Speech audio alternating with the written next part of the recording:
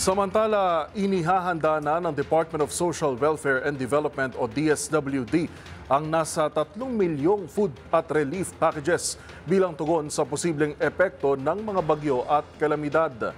Ang hakbang na ito ay sa gitna ng binabantayang low pressure area na nagbabadyang maging bagyo ngayong linggo. Narito ang balita ni Val Gonzalez.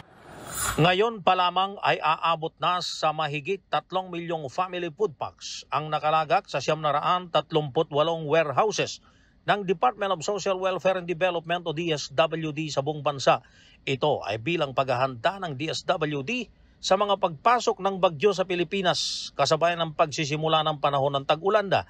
Sa direktiba ni DSWD Secretary Rex Gatchalian, dapat ay siguraduhin ang patuloy na pagdaragdag ng mga relief assistance sa mga rehiyong madalas na tinatamaan ng mga bagyo at mga pagbaha. Batay sa report ng Pag-asa Weather Bureau, isang low pressure area sa ilagang silangan ng Mindanao na inaasahang magdadala ng maulap na kalangitan, mga pag-ulan at pagkidlat sa bahagi ng Eastern Samar, Leyte, Southern Leyte, Dinagat Islands at Surigao del Norte. Ang pagpapakalat ng sapat na family food packs ay tugon ng DSWD sa atas ni Pangulong Ferdinand Bongbong Marcos Jr.